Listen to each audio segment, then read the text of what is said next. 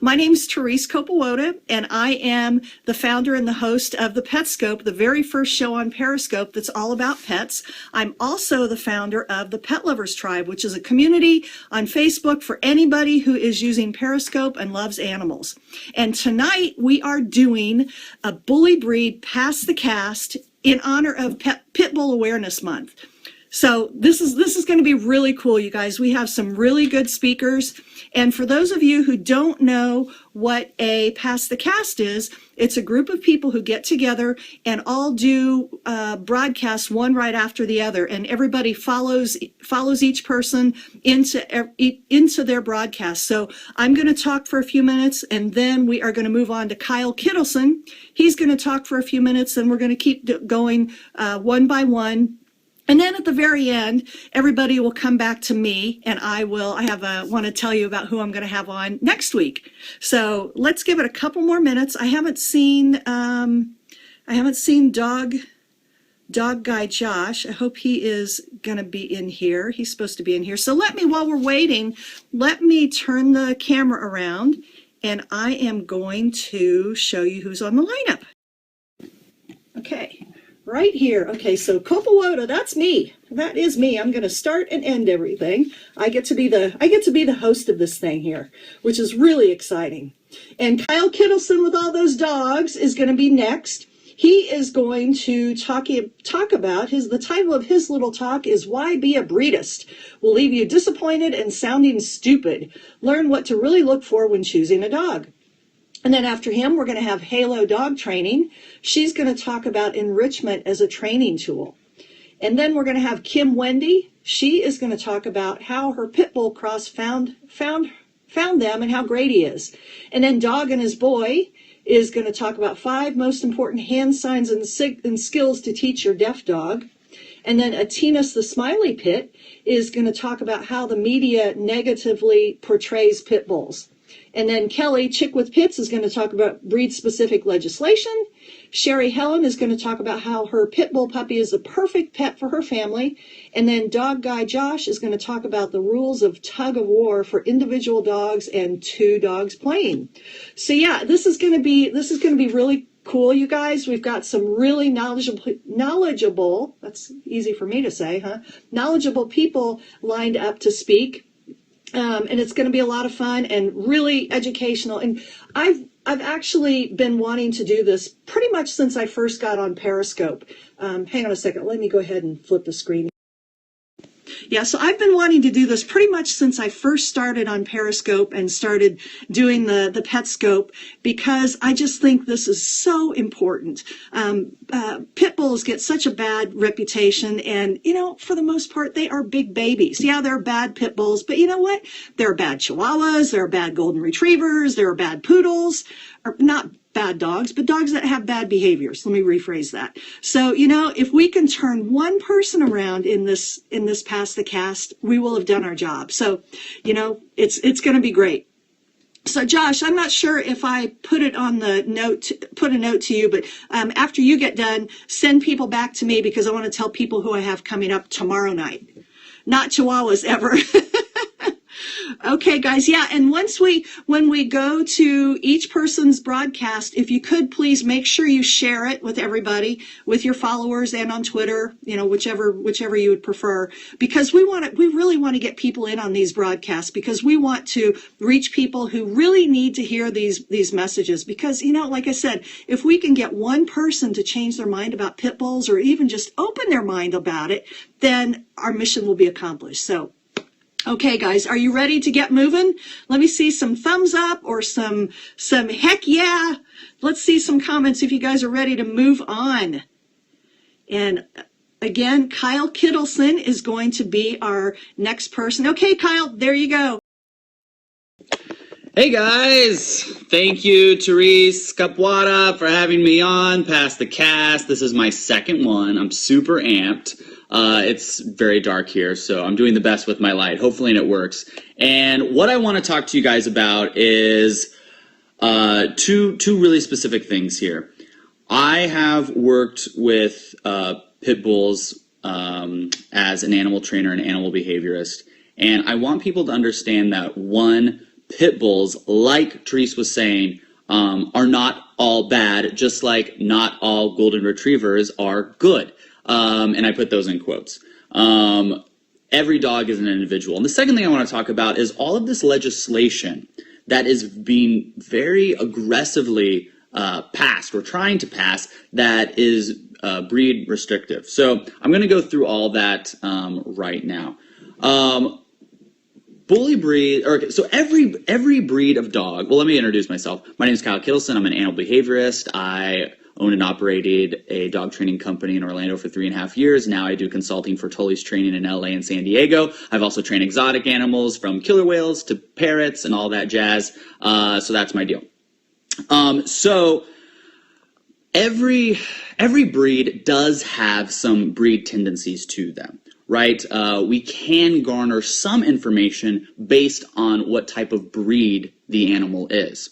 However, there is no possible way that we can say all pit bulls are terrible, or all golden retrievers are great, or all chihuahuas are really annoying because they bark all the time. That was my own little dig at chihuahuas. So we can't say all of those things. What we have to look at is every individual animal. And I'm going to make a real big, not a comparison, but just so I can really drive this point home. Some of you guys might not like it, and that's not my problem. If you are judging animals by their breed completely, then it would be as though you were judging people by their race, their sexual orientation, their gender, how tall they are, what color hair they have. That doesn't make any sense.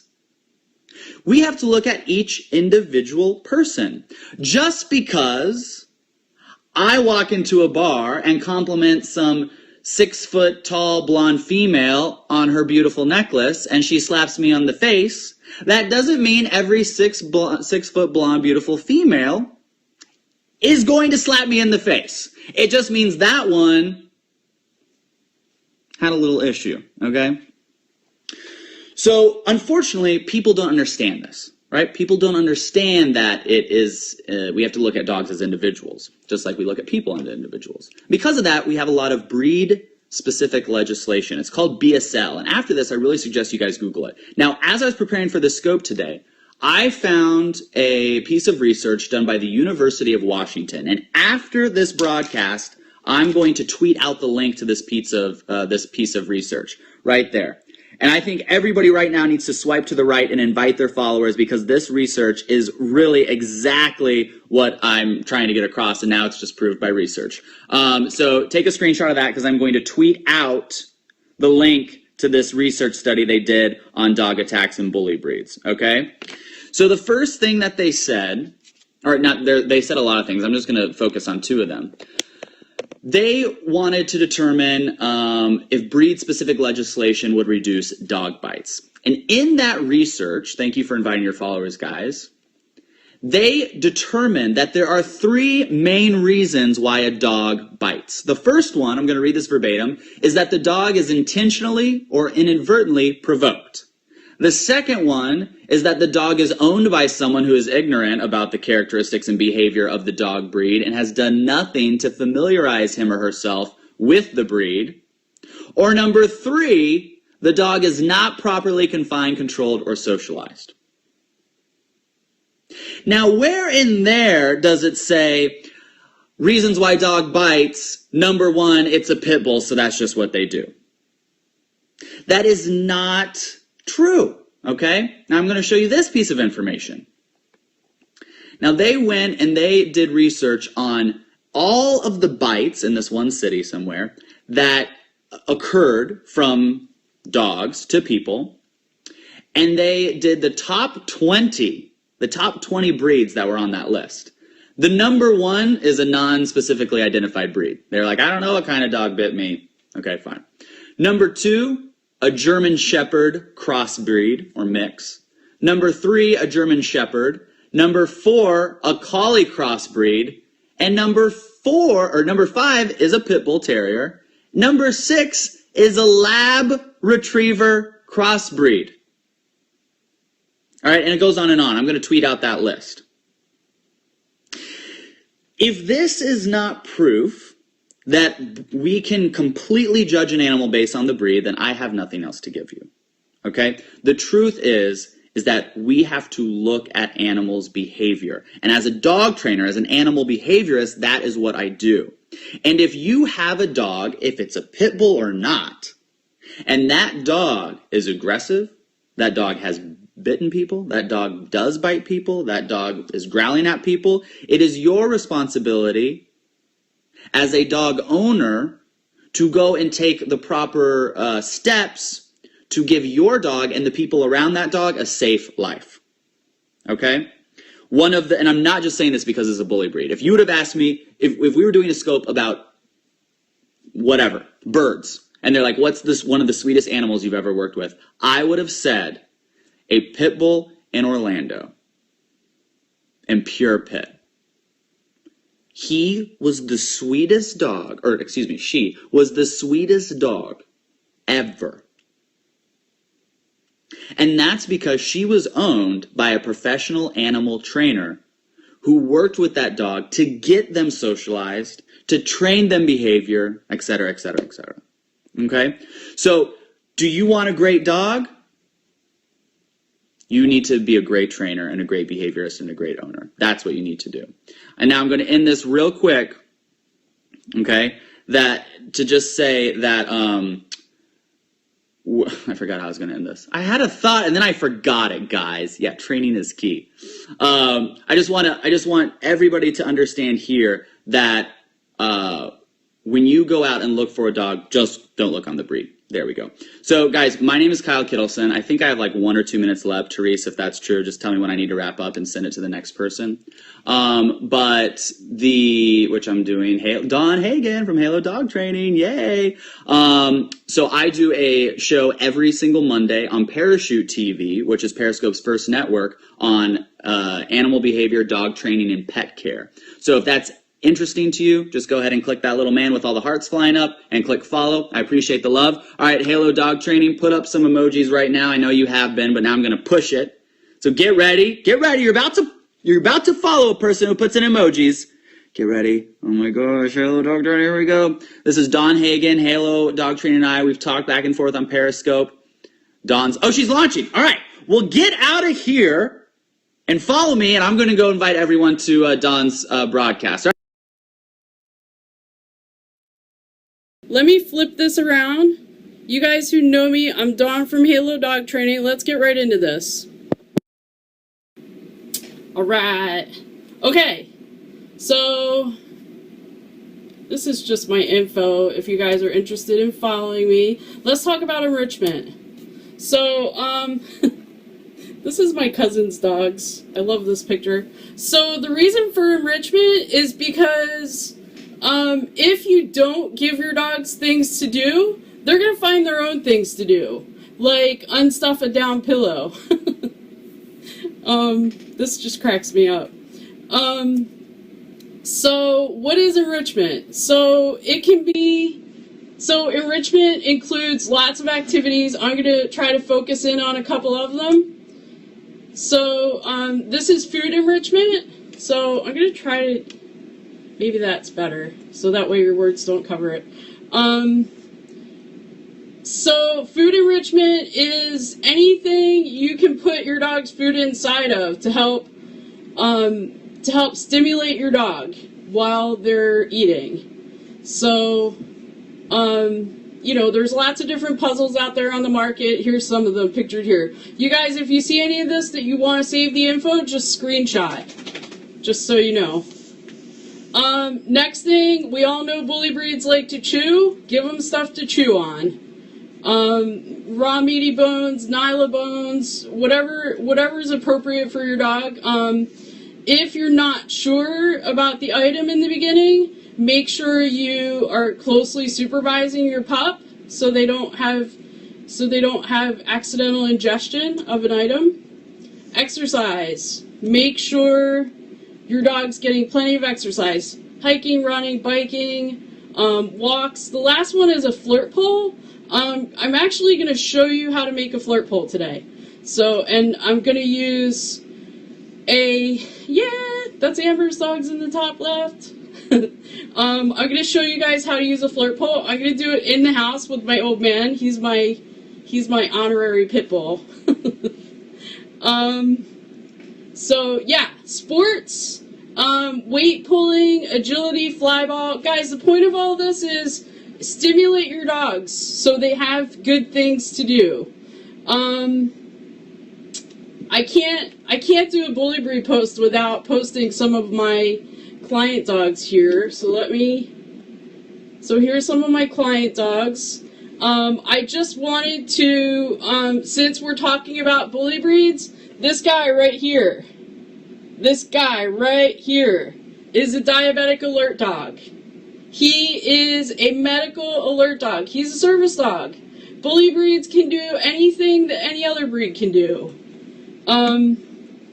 So important to know that breed, even in states or cities where breed restrictions exist, they're not applicable to service dogs, to working dogs.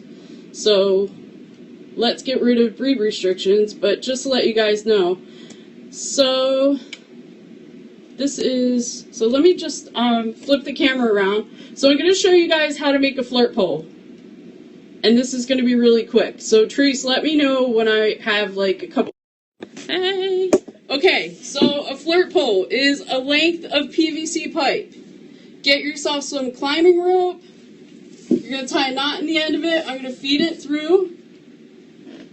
So there it is. There's a knot at the end. So this is 3/4 inch PVC. It's about 3 feet of it. Okay, cool.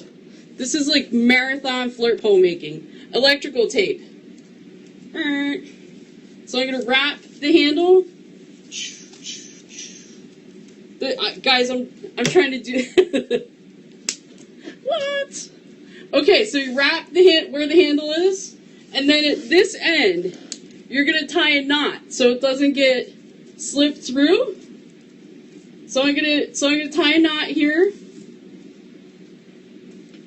Guys, again, share this with your followers if you know dog lovers. Okay, so knot on that end. Now at the end of this, I have a slip knot at the end. Okay, can you guys see that? So I already did the slip knot because I was scared. I was scared Therese was going to chase me on out of here. Alright, so now I just have this little ratty, nasty looking toy here. So I'm going to put it through. I know you guys that have bully breeds are like, my dog will shred that. You guys that have chewers out there. So I'm going to tie it on. I'm going to slip it through. Okay, so here's your flirt pole. It's like a giant cat toy for dogs. Okay, yeah, super easy to change out the toys. Alright, so now what I'm going to do, got my shirt, got my bully breed shirt on. So let me flip this. Alright, let me get this chair out of the way. Move home. So my old man is not a bully breed.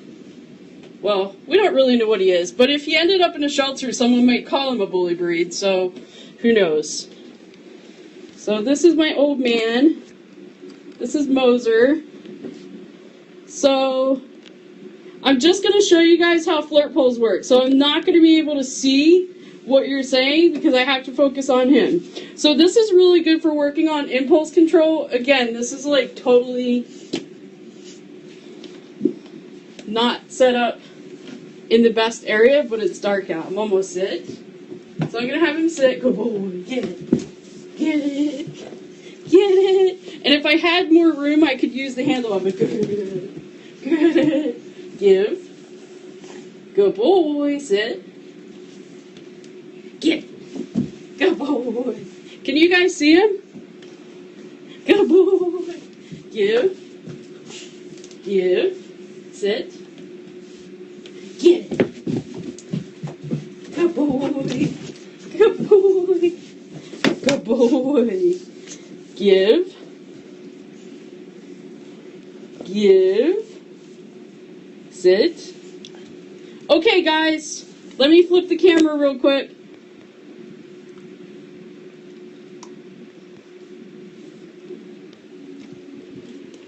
Trying. All right. Hey, guys. So I hope you enjoyed that. Let me tell you who I'm passing the cast to. Wendy is. Welcome, welcome. Come on, Toby. Hey, everybody. Thanks for joining me tonight. Get the boy around here. This is our pit bull cross. Or at least that's what the veterinarians and the rescue, not the rescue, where we had him fixed at and stuff, they said that he was a cross. Anyway, I am Wende, and I'm owner of Passionate Horsemanship, and I have 40 plus years of experience working with horses. And you can find more information about me at kimwende.com, and that's KIMWENDE.com. And tonight I'm going to be talking to you about how this guy found us. And I want to thank Therese Kopelwoda for putting on the Past the Cast tonight. And if you're an animal lover, be sure and join us on Facebook at the Pet Lovers Tribe. And it's a free community. It's a great supportive community that you can come over there and get your questions answered and be with other animal lovers too. So let me get into my story here. He's not used to being in the house. I mean, he's come in a few times, but he's mostly used to staying outside. So, yeah, I love the brindles too. I think they're beautiful. But the way this guy found us is that one day my husband went out the front door, and there he was sitting there. And my husband came back in, and he said, "There's this strange dog sitting there."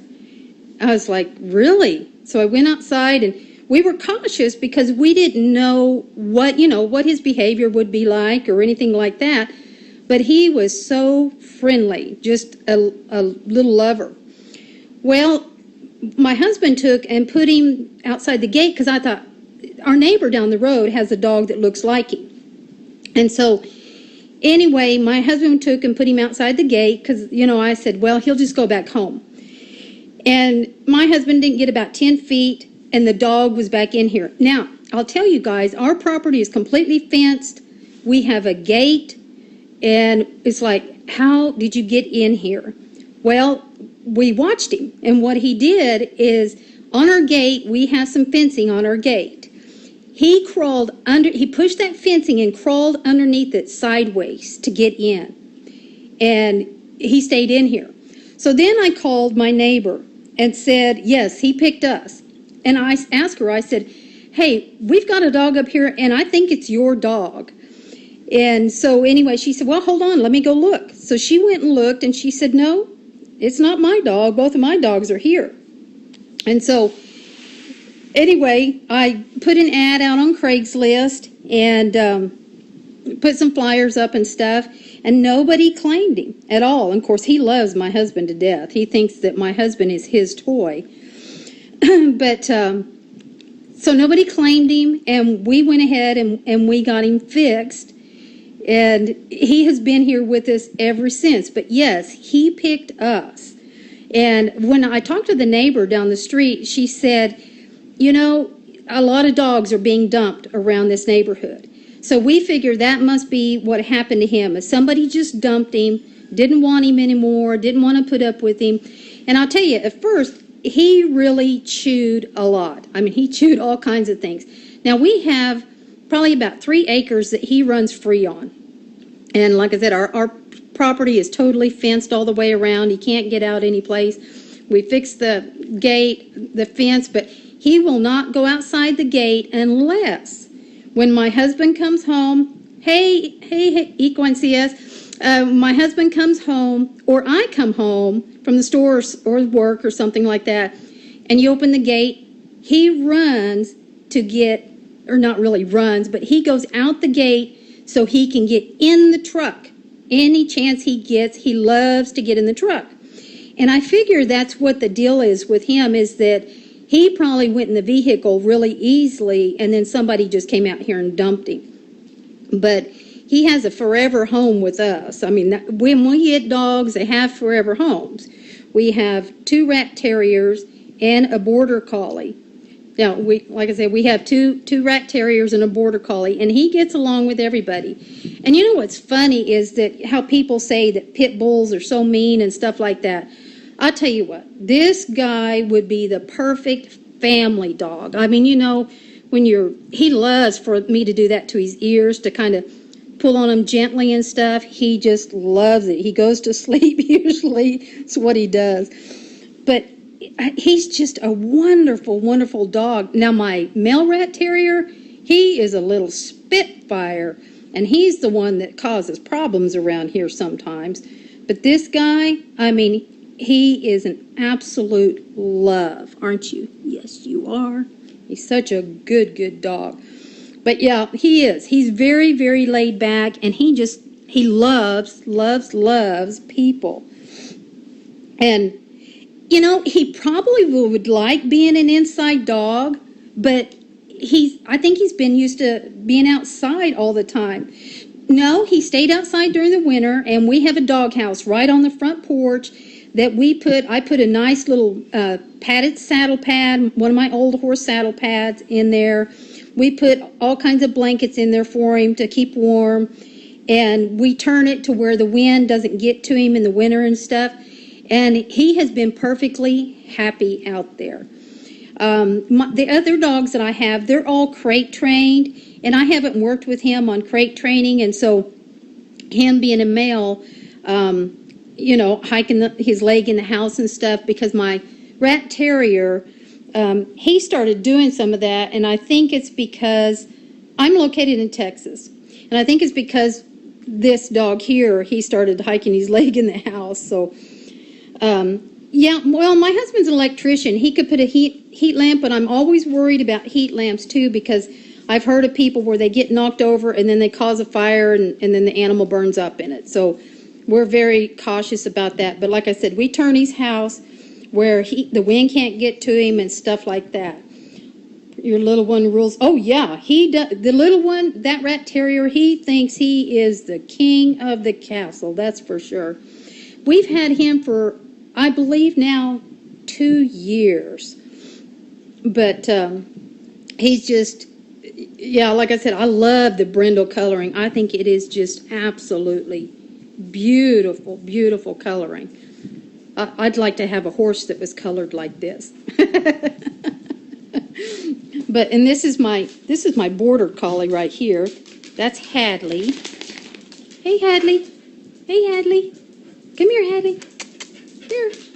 Here. Well, now she wants to jump up on me, so, all right. But anyway, this, I mean, it's sad that pit bulls have to get a bad rap. Because like I said, this guy is an absolute love, and he's just one of the best dogs, and he minds so well. And I do use positive reinforcement, because I'm a positive reinforcement horse trainer too. So I use the positive reinforcement with all my dogs. And he, right now, about what all he does is he sits. I've tried to teach him to shake, and he's kind of like, I'm not really into that. But we've taught him to drop some of the toys and stuff, and I work with him a little bit when I have time. I have 8 horses, so I have a lot of, my time is committed to my horses and stuff. But this guy, I mean, I'll be teaching him some more things. My border collie, she does several things. Familiar with mountain cur? Yes, I've seen the mountain cur breeds. But my border collie, she backs and she shakes hands and she rolls over and things like that. I think I bet he's probably maybe 4, I would say. I mean, he seemed really young, and he has a lot of energy. And like I said, with us being out in the country here in Texas, he has 3 acres that he gets to run on all over the place. So he gets plenty of exercise. him and the rat terrier love to chase the rats around here that we have, or lizards, or squirrels.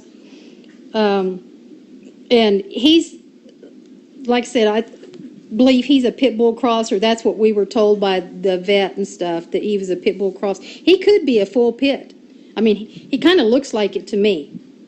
But he is wonderful. Okay, it looks like dog and his boy, which I believe is Berhard Chaves, is going to be going next. Part Dutchie. I'm not sure what a Dutchie is. I'll have to look that up. So, yeah, post some emojis, Berhard, for going next. And he's going to be the one to follow you guys. And I appreciate each and every one of you being here. Again, join the Pet Lovers Tribe, you guys. If you're an animal lover, it's a great group. It's a real supportive group. And you'll enjoy being a part of that group. It's awesome. Hey, thank you, Don. But he's a lot of fun. Beautiful, beautiful boy. They're amazing, and we have to spread. Yeah, that's right. That's right. Because I haven't found a mean bone in this boy's body, that's for sure. he likes to. He's not as bad a licker as my border collie is. She licks you to death, that's for sure. But he definitely gets the exercise.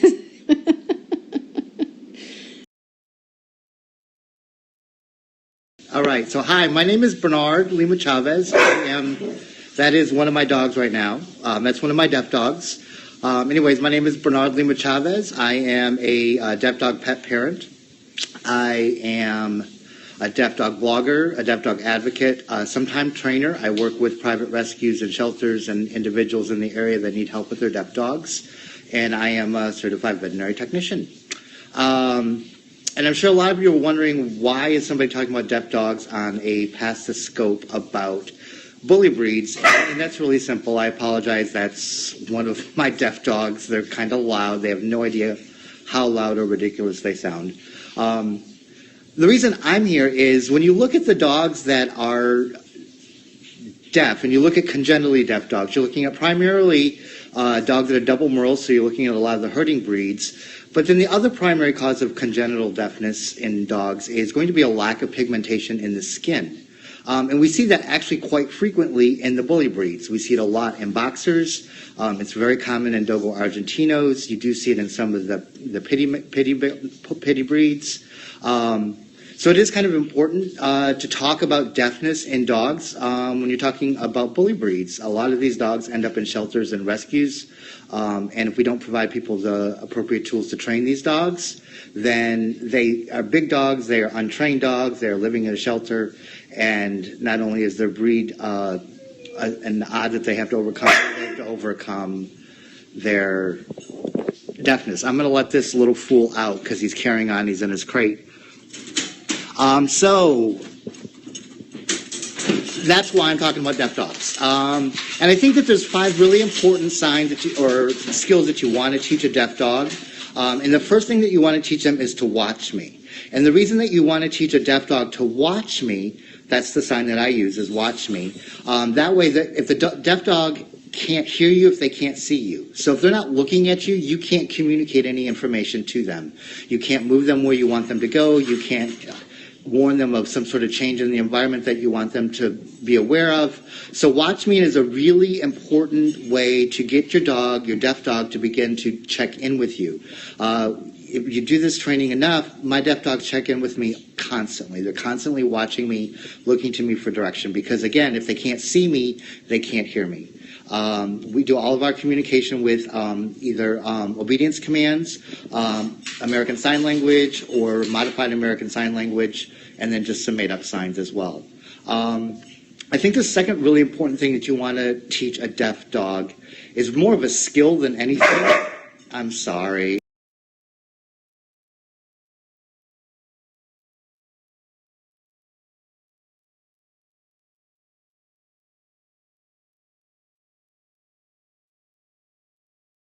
I have bully dogs. You guys understand what bully dogs are like. I think it's really important to teach a deaf dog not to startle. And this is a much easier thing to do when they're puppies. If you're dealing with an adult dog with an unknown history, sometimes they do have a really bad startle response. But with a puppy, you can work you start at a very young age and you begin to condition them to being touched when they're sleeping or coming up from behind them. It's something you go slow. You don't jump in. You really condition them to being touched when they're not expecting it. That way you can avoid a startle response. A dog that startles is a dog that's going to be fearful, and that's a dog that's more likely to bite. Especially when you're dealing with a big dog, especially a bully breed dog. We all know that if a bully breed dog bites somebody else, even though it's most likely human error, it's going to be the dog that pays the price. And these dogs have so much against them. It's really important to teach a deaf dog not to startle or to minimize their startling. And it's just conditioning. I started with when my deaf dogs were puppies. It was fantastic because I'm not social in the morning. I wake up, they would continue to sleep. I didn't have to tiptoe around the house. I could have my coffee, get myself ready, and then what I would do is I would simply always touch them on their shoulder. And that's what I do to this day. Every time I want to wake them up, I simply touch them on the shoulder, whatever shoulder is up. When they were quite accepting of that and they wouldn't startle, then I would begin to come up from behind slowly and build on that. When they were awake, I would touch them from behind. Another important skill you want to teach a deaf dog is directional training, where you can point to it's hard to show you. You can kind of point to where you want the dog to go, either a direction or to a location. That's a really important basic life skill you want to teach the dog so you can communicate when you need them to go somewhere else. I can point out of the kitchen if I need them to leave the kitchen. You can do this with hearing dogs, obviously. But with a deaf dog, you're stuck with your hands and your body and your facial expressions. But I also built on that, and I've also have signs that I can teach my dogs to follow me. So if I just want them to follow me wherever I go, I give them certain signs, and they know to just kind of follow me wherever I'm going. So I built from directional training on to follow me. As a deaf dog pet parent and somebody that worked in animal shelter many, many years as a veterinary technician, I've seen everything that can go wrong and does. What that means is that I'm very, very overprotective of my dogs, especially my deaf dogs. And so I have taught all of my dogs no basic obedience commands. I don't teach a release from a stay. When I teach my dogs to stay, whether it's a sit stay or a down stay, I do not teach a release. Can I show you some of my hand signs? I'm going to try to answer questions. Let me just try to get through these things. I'll try. I don't ever teach my dogs a release from a stay because I want to know that when I put them in a stay, that's where they're going to be until I move them somewhere else. It's a way that I can make sure that I can keep them safe if something is going on in the environment. In Florida, we have bufo toads. If there's another loose dog, if there's whatever it is, if there's some reason that I want them to be in one place and not move until I can deal with environmental change to keep them safe, I put them in a stay. They don't break their stay until I move them to something else. And I freely admit that's because I'm overprotective, but it's a way that I can help keep my deaf dogs safe. And with bully dogs, especially bully puppies, they can be really hyperactive. They can get a little rambunctious. I have a pack of 4 males. I've got a pit mix, a dogo mix, and a dogo. 2 are hearing, 2 are deaf. So when they get going, they can really get going. And, on just being dogs, they can make a mess of the house. So another important skill that you want to teach a deaf dog is to settle. We started with a mat when they were puppies, and we would teach them to go to their mat, and that was their mat. And we kind of, and now it's their bed. They have crates. I can just tell them, I can get them to settle, and they go hang out, have some quiet time in their crate with the door wide open. But I teach them to settle, and that's their place to settle. It's a way to give yourself a little sanity if they need just a few minutes to kind of chill out. If you're working with the other dogs and you don't want them involved, you just kind of keep them over there. Pitties are banned here. Where? They're banned here in Miami too, but mine are all clear. Get ready to pass the cast. Oh my gosh, that went so fast. All right, so Tennis the Smiling Pit Bull is up next. Again, my name is Berhard Lima-Chaves. I'm a deaf dog blogger. You can find me at dogandhisboy.com. All of my social is that way. I do deaf dog Q&As, so I think I need to schedule another one where I can answer a lot of questions. So check me out on social, check me out on my website. I'm getting ready to pass the cast as soon as Tennis puts in a bunch of really cool emojis. I'm so excited to be a part of this Past the Cast Bully Breed edition. I'm here with Atenas, which, I guess you can tell from the name of the Periscope, it's all about her, because I believe it's super important to share moments, of pit bulls and bully breeds so people learn more about them. And yeah, on to my topic. Well, let me introduce myself. My name is Nelki, and I'm her mom, so that's who I am. So yeah, about my topic, about this bully breed edition, I'm focusing on how the media is extremely biased towards bully breeds, pit bulls, and so basically what the media does is that when they find, a news report about an attack on a person or, a child or an adult, they are more likely to report that incident if it was a pit bull type dog, a bully breed type dog. And it happens to be that when they report that on the news, they put the headline as pit bull attacks whatever person, right? And that is very misleading. Why? Because other attacks by other breeds of dogs occur, but they aren't reported like pit bull attacks are. Because why? Because the media can sell more from announcing pit bull attacks, because it's just what people look for, when they're reading the news. It's like, oh, a pit bull attacked somebody. Well, it must have been a horrible pit bull because all of them are horrible. And no, it's not like that. And what happens when, all these news, I'm reading your guys' comments, yeah. So pit bulls get the higher ratings, they get all these,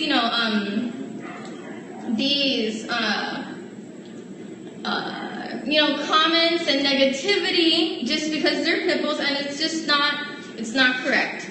So there's other incidents that occur with dogs, like attacking and getting people to the hospital, making them critically ill, but they aren't announced. In 2007, there was this attack of a Labrador mix who attacked this 70-year-old man, and only 2 local newspapers reported that incident. Whereas another type of attack by a pit bull or a pit bull type breed would have like 200 headlines, and I'm talking like NBC, CNN, they would cover that news broadcast. Like, why? Because they're pit bulls, and if a Labrador mix attacks somebody else, it's not going to sell as much. So yeah, that's horrible. And what happens when society hears about that? Well, they're going to think, oh, pit bulls are terrible, because that's just what I hear. Pit bulls are horrible. Like, why would I want to adopt a pit bull?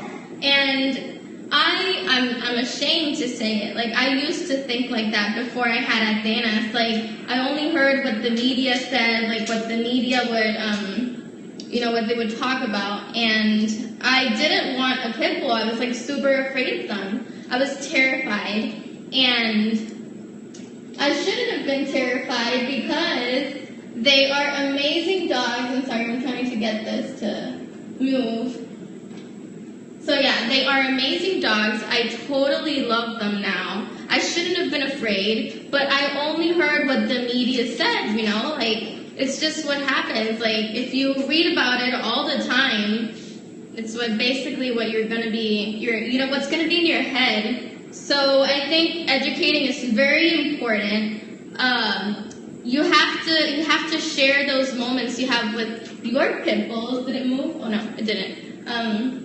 You have to share those moments you have with your bully breeds and so people learn how they really are. Because if the media is only showing this one side of pit bulls, that they're horrible dogs and that they will attack and that they're gonna kill you, and then they're just by looking at them like you're gonna, they're gonna attack you. No, that's not the case. And it's up to us to let people know like how they really are. So which is why I always I share all the moments that I have with Atenas and with Nico, who's my other pit bull, He is right up there in that photo. He's a pit mix, actually. They're all adopted, so yeah, I really love them to death. I would recommend this breed to anybody. Let's be honest, need to be smarter about not approaching any dog. Yeah, definitely. You have to be careful with every dog. It doesn't matter if it's like a Shih Tzu or a Chihuahua. Like, you have to be careful. It doesn't matter the size. Like, any dog, depending on how you treat the dog, could potentially attack you. You don't know. Like, you can't be sure. And you just can't ban a specific breed or, a specific type of breed like bully breeds are. Like, it's so difficult for you to get an apartment or a house with, the pit bull breed. Why? Because they're banned in so many places. They have limitations with them because of all the negativity that's being brought onto them. So, it's a problem that I'm hoping it can be fixed, but it has to be with a lot of education, with a lot of sharing of the true essence of a pit bull or a bully breeds, how they really are.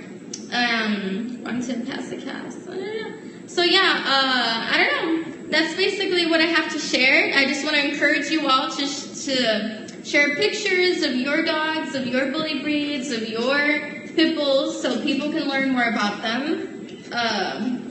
Let me see, I have another photo over here. Thank you for watching. I think I'm right about to enter the time limit of this. And then I sit. She's being very good. Can you tape her? Are you taping her?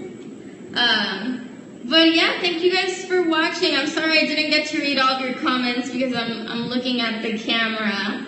I hope I shared a little bit information to you guys, and I hope I made somebody, a pit bull lover with what I said and with Atenas' pictures and how cute she is.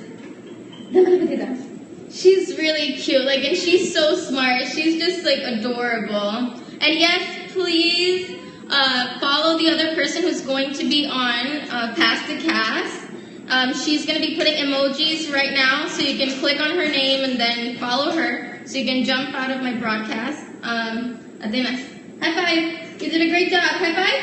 Good girl. You did a great job. You were next to me all the time.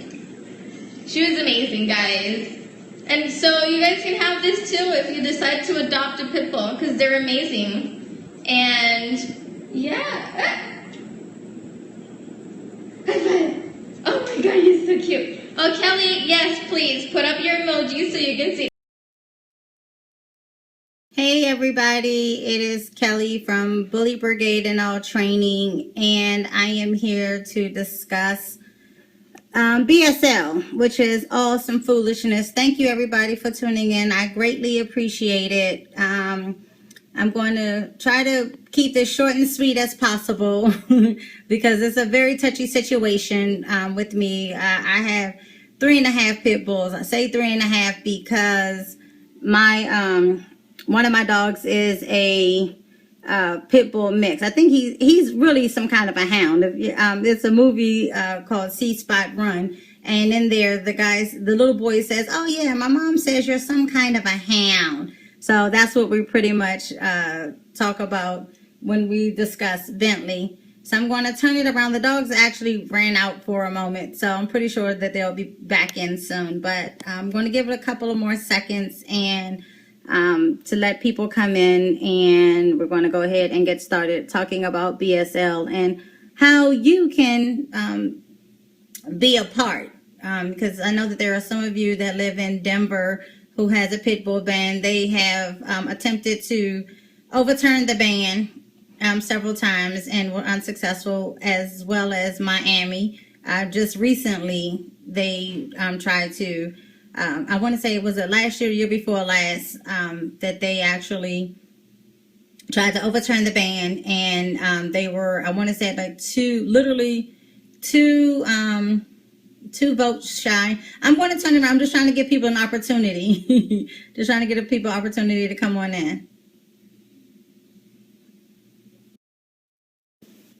Hey everybody, it is me, Kelly. I'm pretty sure. Thank you for tuning in. I greatly appreciate it. I'm going to discuss BSL, and what BSL stands for, in the polite way, is breed specific legislation, which pretty much refers to pit bulls.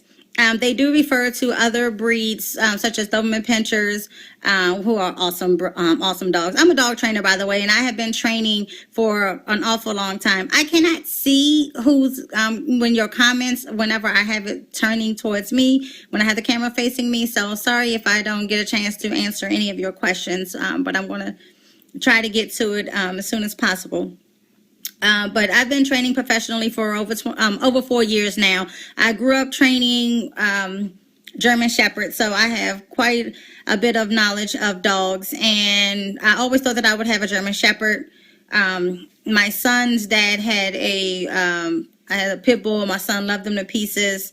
That's how I got started with pit bulls. I started with one, so they're like Lay's potato chips. You can't just have one. You got to have more than one. So I have 3.5 pit bulls. Like I said earlier, I have a pit bull hound mix named Bentley.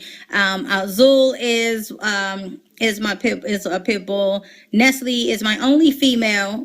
She's a pit bull. Bam is an inbred that I actually got.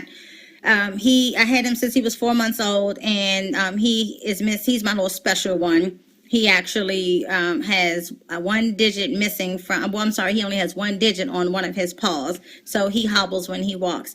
But real quick, let's just go ahead and get into it and talk about BSL. BSL is breed specific legislation, and what it does, it discriminates. It discriminates against dogs. It discriminates against pit bulls or any dog that looks like a pit bull, because we all know that pit bulls are not a breed. So anything that has a big blockhead or a strong, sturdy body, they call that a pit bull, which is not true. In a lot of cases, you have dogs such as, I believe that Bam, he reminds me of a German short-haired pointer mixed with a pit bull, because he has the markings of a German short-haired pointer, hair pointer, but he has the face of a pit bull. So there's the dogs are being mislabeled, and when they're mislabeled, it causes them to be put in situations, or their owners are put in situations where they are faced with giving up their dog, not being able to move in a particular area, not being able to take a job in a particular area because of the breed specific legislation. I cannot remember the name. I'm a real big sports fan, but I cannot remember the baseball player's name who he went to Miami, but he had to live outside of the city because he had a pit bull and he refused to get rid of his pit bull. So that's what BSL does, breed specific legislation. It alienates, it isolates people, and it isolates and generalizes a breed, and it helps that stigma of that dog being dangerous. And some of the people, or some of the municipalities that allow pit bulls in, or quote unquote dangerous dogs in, they make these laws so stringent that you don't want to own these breeds. For instance, with some breed specific legislation that allowed a particular dog to come in, they would say, okay, well, whenever you take your dog out off your property, your dog must be muzzled. Well, people tend to think, and I'm a trainer, and when people see a dog with a muzzle on, they cross the street. They don't want to be bothered by the dog. They think that the owner doesn't have any control, which is not always the case. Also, what they do is they make the owners of these dogs have very, very expensive insurance. And who has, that type of money? See, like $1 million policy. Really? For something that your dog has never done. And so instead of powers that be to focus on the real situation or the real problem, which is the owners. Now again, genetics takes hold, and it trumps everything. You can love a dog to no end, like Bam. Bam is an inbred, so I can train him. Bam is trained, but he's not wired right. So that is genetics. I cannot train genetics, but what I can do is I can take care and make sure that he is not a menace to society. I make sure that he is comfortable in certain situations. When it comes down to other dogs, I have to make sure that he's comfortable. I have to make sure that I'm comfortable. So I'm all about safety first. I'm all about setting dogs up for success second. And most importantly, I'm all about making sure that the community is safe. Education is key. I actually said PG County. I live in Virginia, and I'm from Washington, D.C., and I lived in PG County prior to me moving to Virginia. So I've lived all over DMV. But PG County is the only county in Maryland that has a pit bull ban. And why? Because a couple of people, there were a couple of instances where people were attacked, and not all of the dogs that did the attacking were pit bulls, but because it was just such, I think it was like maybe 2 or 3 pit bull attacks that happened back to back or within a certain time, a small time frame, you know, everybody, the council members said, okay, something has to be done. We're going to ban these dogs. We're going to ban the breed. And you can't do that because guess what? Everybody's dog or everybody's pit bull or who you think is a pit bull is not causing the problem. It is the people. Yes, State Farm. I love State Farm. I actually have State Farm. Farmers is another company that insurance company that will insure you at a reasonable price. Travelers does not. Geico does not. And I can actually post a link to the companies that actually do, the insurance companies that will insure you and will love, and will love your dog just as much as you do. But again, what happens is, PG County, they've had this ban in. There are more pit bulls. I go to PG County to train more dogs than a little bit. My sister actually had a pit bull. When I go to PG County, I take my dogs with me. And so I am on a first name basis with Mr. Taylor, who is head of animal control. I actually sit on a panel who we are actually having a conference call on Monday to discuss more positive ways for us to repeal the pit bull ban because the ban is useless. People are having their dogs taken away from them for no apparent reason just because it looks like a particular breed. And again, it's discriminatory and it's not fair to the owners. It's not fair to the dogs. And no dog, just like with humans, we didn't have a choice to say who our parents were going to be. We had just like us, the dogs don't have a choice. It's not like they stood in line and say, hey, we're going to be a pit bull. Hey, let's go around and terrorize. People. That is not the nature of pit bulls. It's almost time. Oh, time flies when you're having fun. Okay, it's almost time for me to pass the cast, and the next person that's coming up is Sherry Hellen. Hey, Sherry, put your emojis up so people know that you're about to start. But again, if you're interested and if there is a pit bull ban or any type of breed legislation, please get involved. It may not be your dog today, but it could be your dog tomorrow. So, definitely Sherry put her emojis up. Everybody go over there to Sherry, get involved, educate yourself, educate your community, and most importantly, educate your council members. Thank you, everybody.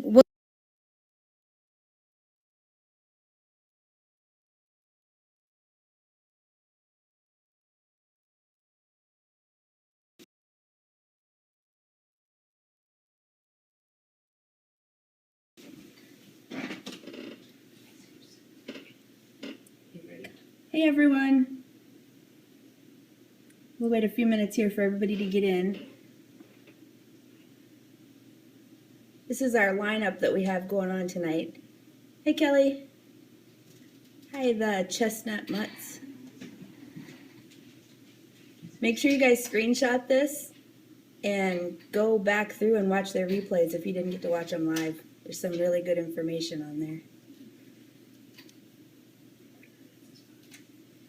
So we are all here, my whole family is here, and we have a 5-month-old pit bull puppy named Zeus. This is me, I'm Sherry, and this is my daughter Emily. And we thought that we would scope today about why Zeus is such a good family dog for us. Because that's really why we got him, just to be a family dog. Look, everybody's saying hi, Emily. Hi. There's Therese and Kelly. So, do you want to go first, Emily, and tell what's your favorite thing about Zeus? My favorite thing about Zeus is because he's so cute. He is cute. I like how cute he is because everybody that sees him smiles. I've even had people who don't really talk to me ever, but when they see Zeus, they make a big deal about him and want to pet him and talk to him. I think my favorite thing about Zeus is how goofy he is. He's always either laying with frog legs or laying on his back with his legs in the air or doing a goofy grin, that goofy pit bull grin. Let's see, I got Nick and Tyler back here. There's Zeus's daddy and brother. What are you guys' favorite things about Zeus? That he's so smart. He is Learns things really quickly. He is very smart. He's very smart. My favorite thing about Zeus is that he's always happy to see me. He No matter is. what time I get home. He is. He's always happy to see us. So do you guys want to see Zeus? That's probably why you're here. He's my teddy bear. So let's scoot around here, and here's Emily snuggling with Zeus. Do It's my teddy Zeus. bear. you want to do some tricks with him, Emily? Yeah. Show off some of his tricks? But he's my teddy bear. Okay. Here, get some treats. And let's show them some of the tricks. Sissy. He's being kind of lazy. Hopefully he'll get up and do some tricks for us. So Zeus is just turned 5 months old on Sunday, Sissy. and he weighs 41 pounds. It's a big boy. Yeah, call him. Sissy, come. Let's see here. I'm gonna flip you guys.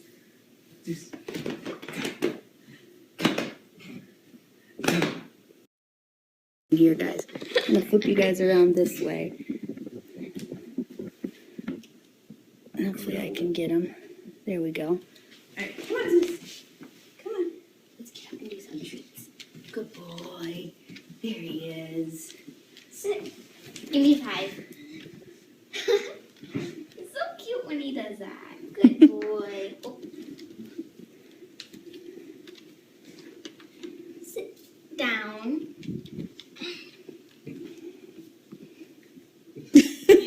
Good boy, Zeus. Good boy. Sissy, come. Come, Zeus.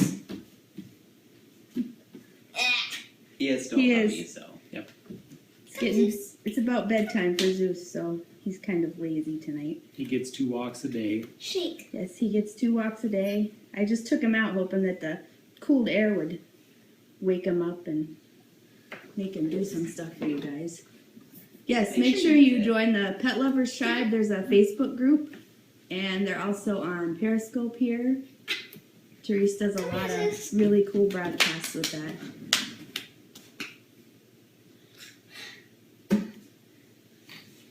He's a very laid back dog, and that's He one of the is. things we love about him. He is Well, very don't lazy. bite, Zeus.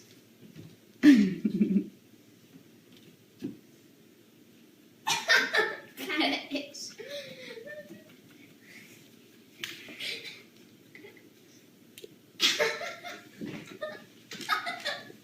Zeus, you're not being very entertaining.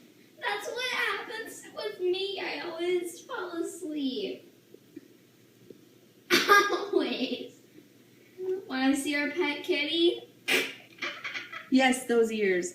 His one ear, we call it his wacky ear. Right now they look pretty normal, but one of his ears, sometimes it lays normal, sometimes it flops over on the top of his head, and sometimes it sticks straight up in the air. Zeus! Zeus! At least he's up. Now he's not.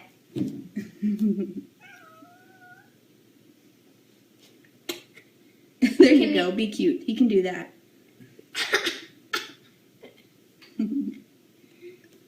Lucy, come. I have treats. Treats.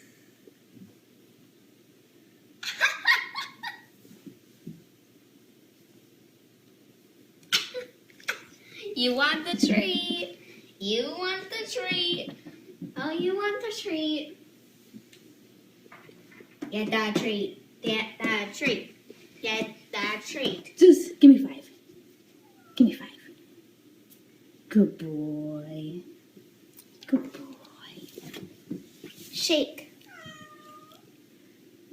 Good boy. Good boy. Right. So I think next up we have Josh. Is Josh in here? He's in here. Josh? He can put some emojis up so that we can see him. Oh, there's Cindy. Cindy's in here. Hi, Cindy. We actually have several kitties, and he's pretty good with the cats. 2 of them are better with him than the other 2. The other 2 kind of hide from him. Or stalk him. Or stalk him sometimes. You can But see one right The cats now. are also alive, so that's good. You can see one right now if you look inside the dining room. Yes. Don said, "Good job, Team Zeus." Is Josh in here? Did he post already, or did I miss it? Sissy, I know you want the treat. Put you guys back over to this so you guys can see the list. Josh is up next, and then we're going to go back to Therese Kopuota. Oh, you're welcome. Thanks for coming, everyone. Make sure you guys follow all of these awesome people. Some of them have pit bull breeds, and some of them are dog trainers. And the dog trainers.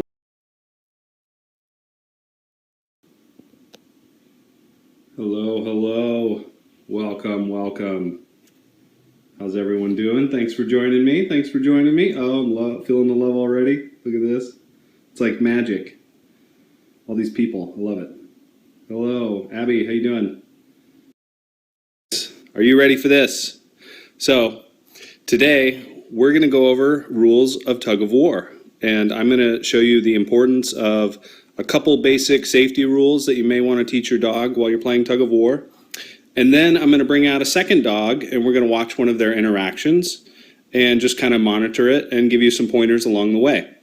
After this Periscope, I'll tweet a link to an article I wrote outlining everything you need to know and more about tug of war.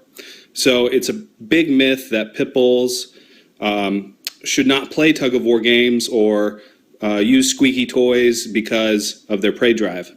Now, I, on the other hand, feel the exact opposite, that bully breeds need to chase things, and they need to play tug of war, and they need to chew on things, so that way they channel some of that drive, and they're less likely to redirect it on other animals. So, without further ado, I'm going to introduce you to Kane, and we're going to play some tug of war. So this is my dog Kane.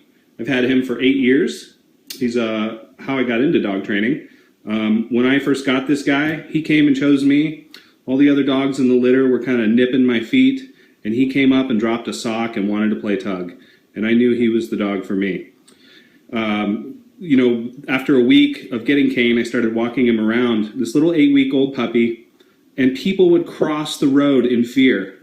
And it was that whole stigma. I was fresh out of the military at the time, and I didn't know this pit bull stigma existed. I just wanted a short-haired dog that looked kind of tough and was gonna, you know, keep my house safe when I wasn't there.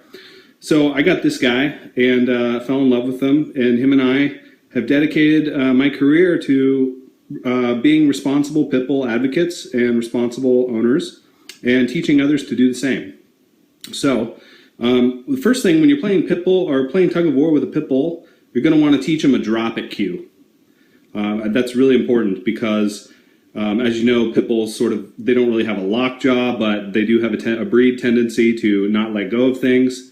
So I feel like teaching them a drop it is really important, even though it might not be practical in a situation where a dog latches on to someone else, but it could be. So depending on, you know, what happens. But anyway, I think that tug of war is an important game to play, just to teach impulse control and some of those things that pit bulls need to know.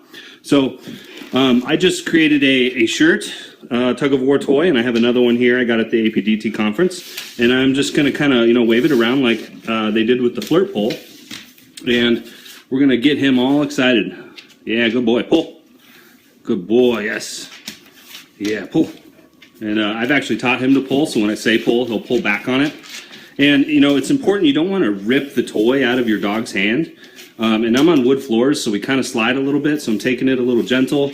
But when he starts shaking his head, I kind of let my arm go limp a little bit. It'll save me some stress on my joints. I actually find it to be a pretty good workout. Good boy, yes.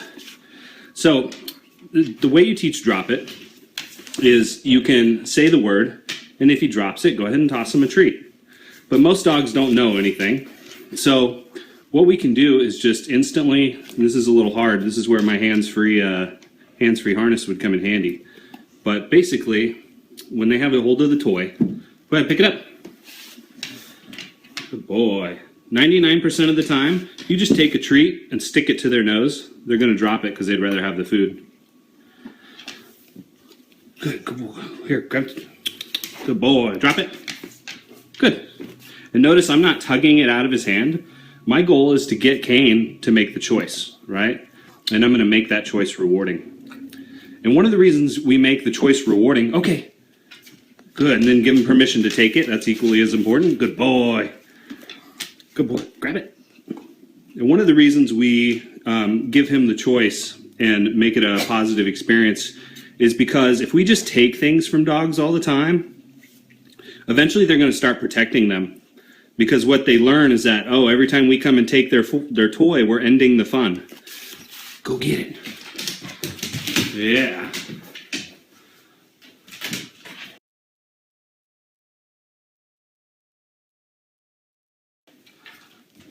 And, there is one rule I do believe in with tug of war. And so, like in a situation like this, I can let him chew on the toy or something, but I'm still supervising and I'm still interacting with him. At any time, I should just be able to come up and grab the toy and re-engage with him. And if I ever have a dog that I don't feel safe doing so, you can always take the treat and toss it off to the side over here. And when the dog goes over there, now you can freely retrieve the toy safely. Good boy. Ready? Okay. Good boy. Get it. Get the toy. Yeah. Now, another important thing to mention is if he makes tooth contact with me at any time, no matter how slight it might be, I'm going to end the game. And the reason I do that is because that's called negative reinforcement. And what you're doing is you're taking away something the dog likes, in this case, fun, in order to reinforce that, hey, tooth contact is not okay. Get the toy. Get it. Go get it. And so it's really important to teach him that, tooth contact, no matter how slight it might be, is going to result, drop it, good boy, is going to result in no more fun. Good boy. So one last thing, going back to him just having the toy and chilling out, go ahead. You should always end the game. This is Kane. This is my dog Kane, and I'll bring out Puppy and Lux. We got 2 more pit bulls for you in a minute. And so you should always end the game is that way you control their access to the things they enjoy. And give your dog a treat. Use a word like all done and put your hands up. I'll put my hands up and I'll go all done. And now he's looking at me like, oh, shoot, Daddy's ending the fun. Okay, let's see if I can flip. There we go. All right.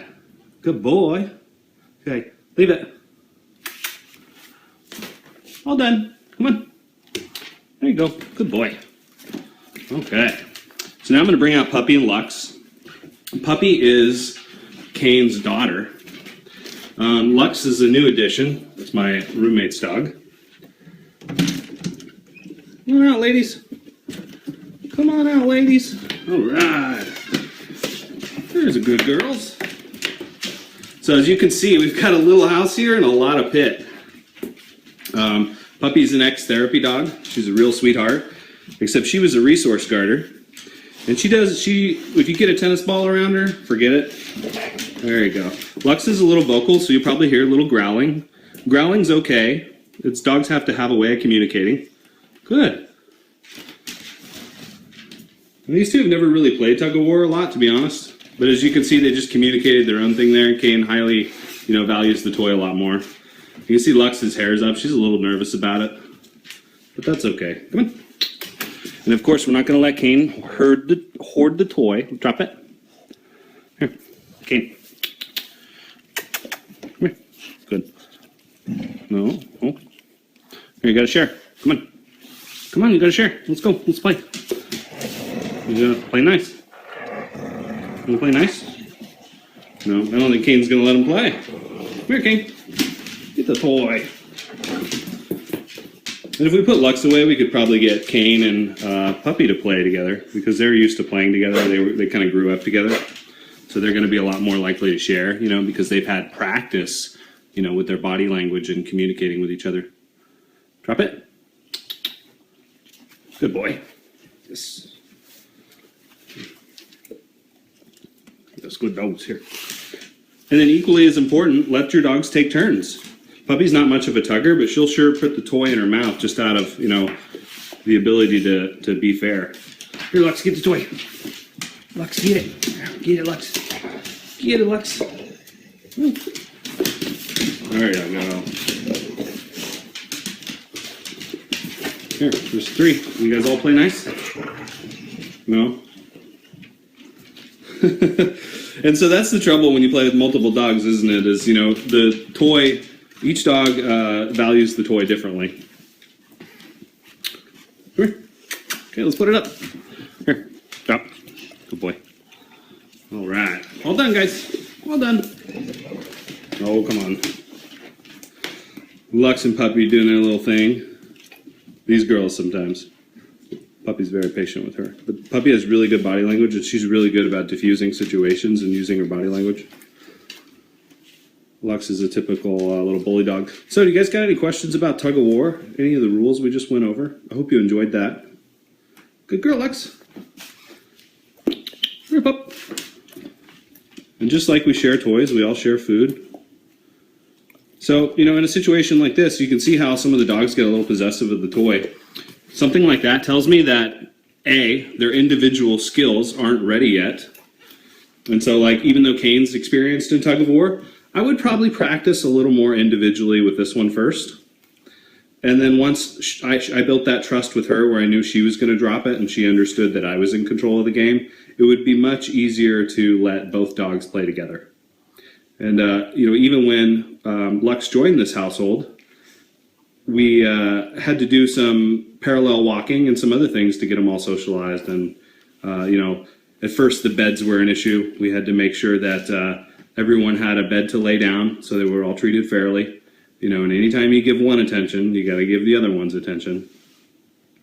So you definitely wouldn't want to walk into my house if I wasn't here. Pit bulls are loving. These guys are great. They will kiss all over me. They're just the sweetest dogs. But, at the same time, if they don't know you and you're coming into their territory, they can be dangerous just like any other animals. And in a way, that's why we have them.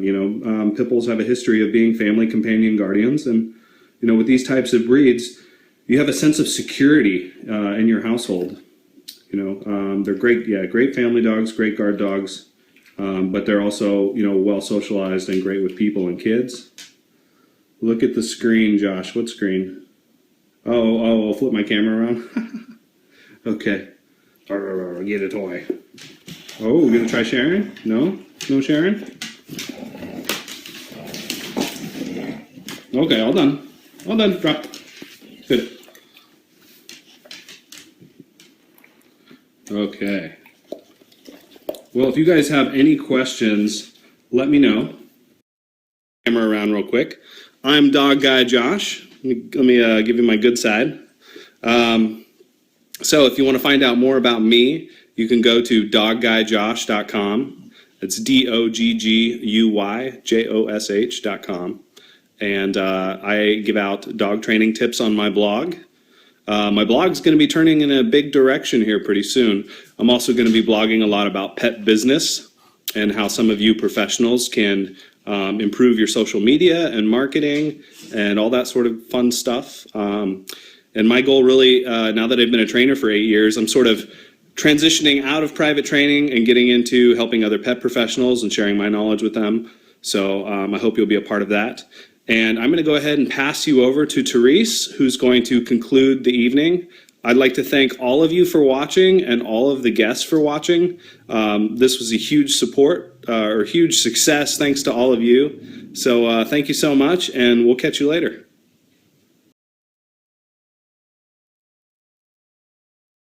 Hey, Atinas, thank you so much to everybody. I want to thank Kyle Kittleson. I want to thank Don Hagen, Kim Wende, Berhard Lima-Chaves, Nelki with Atinas the Pit, Kelli Parker, Hellen, and Dog Guy Josh Pitts. Thank you so much, you guys. I think this was wonderful. If you want to, let me put this up here. If you want to take a screenshot of this in case you didn't follow everybody, please go ahead and do that. Everybody that was on had wonderful information, and this has been wonderful. Like I said before, I've been wanting to do this for a long time, and I think this was important information to get out there. And you guys everybody did such a fabulous job, and I am so fortunate to know all you guys. I really am, and everybody in the Pet Lovers tribe. You guys rock.